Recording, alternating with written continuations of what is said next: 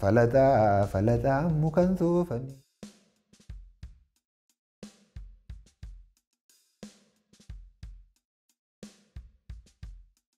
Latoma ani maqaan koo Daani'el Gammadaa Waljirraati. Lixa Oromiyaa Oona Manasibuu ganda baadiyyaa xiqqaa Toggir jedhamu keessatti dhaladhe. Guddinni kiyya magaalaa ganda sanatti aanu magaalaa Mandii jedhamuttan guddadhe achumattan baradhe. Asoosaatti sadarkaa lammaffaa baradheen Yuunivarsiitii Madda Walaabuu Yuunivarsiitii Muummee Injiinaringii Konistiraakshanii Kootamiidhaatiin Konistiraakshini Tekinooloojii and Manaajimentiidhaatiin giraajuweetii godhe. Kanan fakkaadhaan. Namoonni baay'een Daaniidhaatiin hin beekan. Maqaa guyyaa keessa argameedhaa fi maqaa ni jaalladhu. Kara deemaa jedhanii na beekanii. Maqaan sun maqaa ogeessii fi barsiisaan ogbarruudha. Barreessichi Yaazoo Kabbabaa Waljirraa Yaasoo Kabbabaa hordofaadha. Anaaf barreessaa duwwaa osoo hin taane ani looreet Yaazoo Kabbabaa Waljirraa Yaazoo Kabbabaa hordofaan jedha. Nama sanaa wajjiniidhaatiin yeroo waraanni yeroo ABO'n Eertiraadhaatii galee ayyaantu bulchaafaadhaa wajjiniidhaatiin gamoo addi bilisummaa Oromoo kireessee hangawoota isaanii itti galchee jiru keessa yeroo muraasaafan isaan bira ture. Yeroo sanarratti Yuunivarsiitii Madda Walaabuutti fiilmii dukkana ifa marseedhe aan hojjedhe tokkotu jira maraatuu ta'e kanan hojjedhe. Isatti otuun argisiisaa jiruuti ilaalee Daani ati nama moonoloogiidhaatiif ta'uudha jedhe. Moonoloogiin maalii jedhee gaafan gaafadhu qob-dubbii jedha. Qob-dubbii kana hojjechuudhaatiif immoo afaan aartiiti waan ta'eedhaatiif maqaan kara deemaa jedhamu waan sirraati deemu wayinatti fakkaate jedhee konseptii waan sanaa natti meetu iskiriiptii kutaa 6 naa kenna. Iskiriipticha gaafan dubbisu wanta kana ta'e hojjechuu hin danda'a. Isa booddee iskiriiptiin inaalaate sanarratti inni beekumsaan illee na caala. Barumsa art and literature illee kan taati. Kutaa isaa sanarra dhaabbadheen kutaa 12 barreessa. Waa'ee aartii kana kaasuudhaatii fi komee baay'ee dhiyeessuu hin danda'a. Garuu komee dhiyeessuu kiyyaatiin fuula dura uummata kiyya irratti kanatu tanqate jechuudhaatiin fuula dura uummanni kunii maalirra turanii attamitti turanii eessa turanii jedhee yaaduudhaatii fi ilaaluufiin kiyya dirqama. Bara dheeraadhaatiif waa'ee ofiisaatiif waan ofiisaatii akka hin yaannetti hormi dhiitaa ture waan ta'eedhaatii fi wanta inni qaburra wanta qabu keessaa wanti inni dhabe danuudha. So otuu Oromoo biratti akkas ta'e jedhu sanarra waan jolee yeroo dheeraatiif irra turanii ammallee gatiitti irraati gadi hin buune gargar diigan kanarraati yoo xinnoo fooyyee waan ofiisaatii namni itti mee hin beeksisu.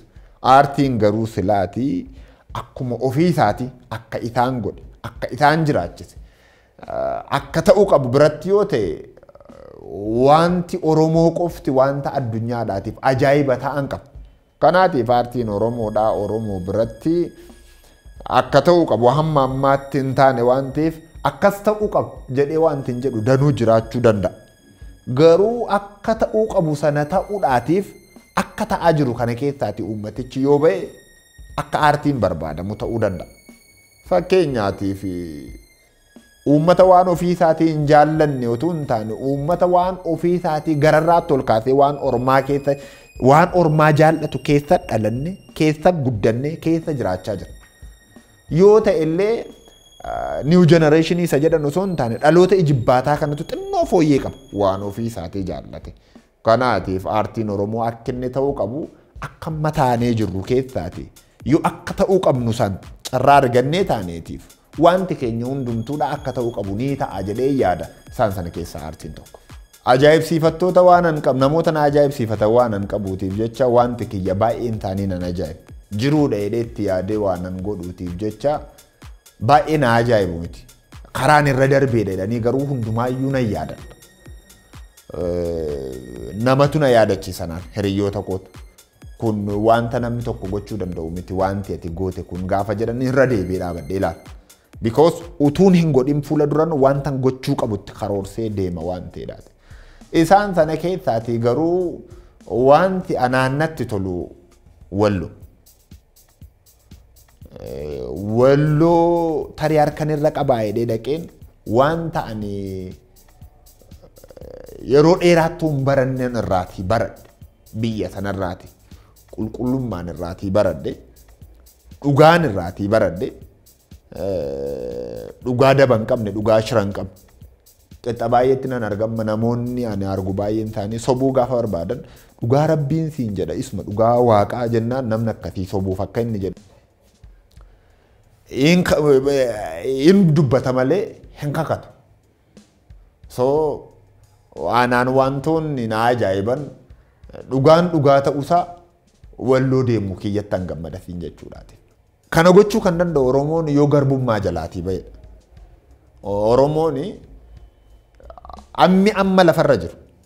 Ammi amma lafarra jiru ani beeku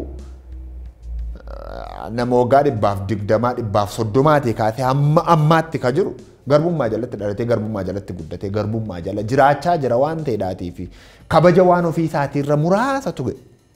Isaaniyyumoo warra kabajaaf seeraan guddatan. Warra sanarra ga'e malee isaati waan ofii keenyaa jabeeffachuuf parsantii xiqqoodha. Waan ofii keenyaa immoo parsantii xiqqoon kabajee kabachiisuu hin danda'u. Wantoota nu hanqatanii jiran kana nuti ofii milkeessuu kan dandeenyu yoo ofii keenyaan keenya ta'uusaa ofitti himnee qofa. Kitaabni kiyya hangafaa na dhukkubaadha tattaanee barruudha. Na dhukkubaan waa'ee makiyya. Waa'ee kiyya yeroon siin jedhu waa'ee kara deemaa osoo hin taane waan Oromoo kan. Dhiibbaa isaan kaleessa keessa turanii fi karaa isaan irra darbanii dhufan fi wanta isaan taane yeroo baay'ee qabiyyeen kitaabichaadha anatti balaa guddaa fidan. Baloonni isaan fidanii balaa sodaati. Eebba isaarratti galminaa iyyamamee Assagadichi tole jettee eebba kiyya uummata yaa'ee ala jiru bilbilanii eebbi kee hin danda'amu. Achitti warra OPDOtu dirqamaatiin walga'ii qabatee jira naan jette. Kitaaba sanarratti qabiyyee keessa isaatii argame, ilaalame, itti hidhame isaan sun sodaa namootaati kan isaan ta'an. So qabiyyeen saamaa inni jedhanii namoonni dhuunfaa gaafa na gaafatanitti ani fakkeenyaatiif kutaa kitaabichaa keessaatii tokko yoo inti kaase seenaa namticha biyya keenyatti hanna fardaa geggeessee hanna farda siidaa dabalee kanarraatiin wal qabsiisanii namoonni baay'een dubbatan kana yoodha namticha hattuu badaa kan Minilik isa ittiin jedhan sana seenaa isaadhaa wajjinidhaatiin wal qabatteetu wanta xinnoo tokko jirti. Wanta amma namtichi gaafa dhufe as gaara Inxooxxoo kanarra gaafa jiru abbaan Jifaarotu asiitii gara Booranaa kanatti darbaa jiru dakarra taa'etu sagaraa bobbaatii irra jiraati. Abbaan Jifaar itti dhufee laamee jedhee nani nugusti dakarra taa'ee bobbaatiin bobba'u yookaan immoo gara caakkaa isa gara warra maccaatti jedhan kana hin taa'u. Taa'aa kee irra waa buufadhu jedheetu shaarbi diimtuu tokko taa'aa isaarra buuseef kan ammoo warri Habashaa kun jala wayyaa isaanii kuula diimaa kana kan keenya jedhanii qabatanii jiran. Normaalii xiqqaati amma guddaatti wanti isaan hatanii qaban kana hundumatu beekaa malumata abbootii irraa kan isaan dhaalan hanna waan ta'eef seenota sanaa wajjin wal qabsiisee waan xinnoo tokko lafa kaa'e. So qabiyyeen kitaaba lachuu jireenya. Aartiinis jireenya gaa'ellis jireenya. Namoonni baay'een gaa'ela booda waan qaban baay'ee dhabu. Warra waan akka aartiidhaa, jireenya isaanii keessatti wanta isaan dhaban baay'eedha. Anaaf garuu fuudhuu kiyyaatii fi gaa'illi kiyya eebba kiyya naa ta'e hojii kiyya naa jabeesse malee waan natti hanqisee hin qabu. Kanaaf lachuun isaanii akka jireenya ta'anii ergan fuudhe mootummaan mirkaneeffadha. Kanaatiif aartiinis jireenya gaa'illis jireenya. Gaa'illi mana gaafa ta'u dhala gaafa ta'u aartiin immoo keessa deddeebii ritaayikilii laayibiiti jireenyaati. So namoonni baay'een walitti hin bu'u, walitti hin danqu, walitti hin dhibu. Akka isaan itti ilaalan hin beeku malee isaan olachuunti isaaniiyyuu akka tokkootti lakkaa'ama.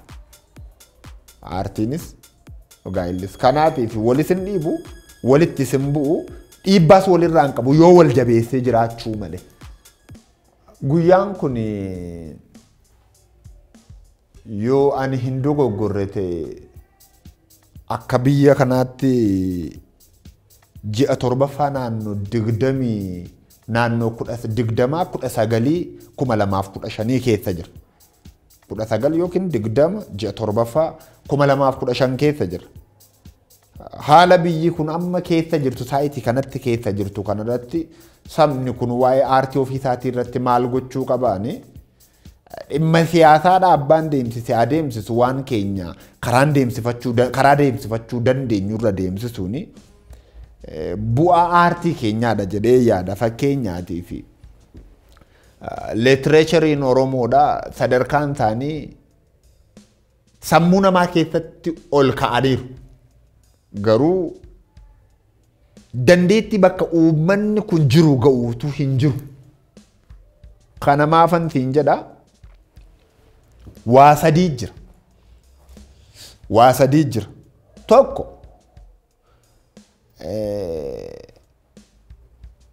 amma geenyu ormatuu bare utuu nuti hin barin. Aartiinis ta'e, siyaasaanis ta'e, qabeenyaanis ta'e hamma nuti geenyu ormi beekee nu garuu hin beekne. Lammaffaa aartiin Oromoo nama caalu hin argan. Namni hundumtuudha annan caala waan ofii hin jedhuutiif jecha xixinnoo tokko waan wal cacaaluuf jecha aartii Oromoo keessatti abaluu hin caalaa jedhamee lafan kaa'amu. Nan caala hin caala jedhamee kan yaadamu nan caala jedhee kan yaadu moo of jeje Oromoon moo of jejaan jaallatu. Inni sadaffaadhaatii fi inni dhumaa kan dhimma aartii keessatti gufuu ta'e kan ta'aa jirru quufuu dadhabu yookaan albaadhummaa warra waa'ee aartii beeku jennee nu yaannu. Albaadhummaa gaafan jedhu waan hundumaa sassaabbachuu warra barbaadan sanaati. Kun immoo akkam ta'aa jedhee ofii kiyyaa gaafan taa'ee tilmaamu hin kufa. Fakkeenyaatii fi waa'ee namicha kara deemaa kanaa haa kaasu. Ani ofii kiyyaatii mudannoon aartii keessatti na mudatan hundumti isaanii ofittummaatii fi anummaa warra ani beeku ittiin jedhee yaadu salfishii ta'uu isaanii irraatiin mudannoo danuudha mudannoon ofii kiyya irratti beeku. Wantoonni kun akkam ta'uu jedhee gaafa yaadu garuu namoonni akkasii ba'aa deemu aartii keessaati. Dhaloonni kun nama tuffachaa deema. Nama tuffate moo wanta tuffateef dubbachaa deema irraa goraa deema gaaf sana akkuma of jajanitti qophaattaf. Sadarkaa sanarra ka'uuf moo wanti inni tokko nuuf. Fakkeenyaatiif waanjoon garbumaa nurra jiru kun jaalala waaqaa ta'e nurraati yoo galagaleetii fi wantoonni keenya hundumtu waan Oromoo gaafa ta'anii amalli ofittummaa kaleessaa ormarraa nutti dhufe amma irraatti nurra jiru kun nurraa kufuu danda'a. Fakkeenyaatiif namoonni waanuma jiru hundumaa siyaasatti hidhan danu namoota baay'ee waan jiru mara gara siyaasaatti kan naqanii hidhan. Isheen kun gufuu jireenya keenyaa duwwaa osoo hin taane gufuu hojii keenya hundumaati. Wantoonni kun immoo gaafa wanti hormaadhaatii fi wanti ormarraatii dhaalame fakkeenyaatiif amma sirni kaleessa Minilik boocee lafa kaa'e amma har'aatti hojii hojjechaa jiru kun yoo isa kaan dadhabe laafuu laafee ammayyuu isa kaayyoo dadhabe gaaf jireenya kana dhaloonni kun dhaloota jibbaataati waan ta'eedhaaf guyyaa tokko hin gaafanni ka'e waan hundumtuu waan Oromoo ta'a. So dhaamsi kiyyaani dhumarratti qabu namni hundumtuu bakka isaatti leestiroodhaati kaasee hamma angaatti anga'oota baay'eetu jira amma adda bilisummaa Oromoo hangaa qaba kaafaa'uun hangaa qaba maan badhaadhina isheen ittiin jedhan kun hangaa qabdi wanti hundumtinuu hangaa qaba anga'ummaa keessatti garuu bakka jira abaletsaguu aabaa'oo akaafa'oo wanta ofii keenyaadha kun kan keenya yoo jennee bakka isaatti ol kaasnee qabaa yoo deemneedhaatii fi wantoota dhabne hundumaa argachuu dandeenya. Normaalii abalumaa nama tuffataa abalumaaf nama kabaju isa jedhu dhaloonni baasaa deema namoota akkasii of keessaa baasaa deema. Because namoonni kun utuu hin jaallatin yeroo ta'e wayi gara gabbarsutti dhufu. Dhabaa deemu namni moo gaafa dhabaa deemu kadhachaa deema.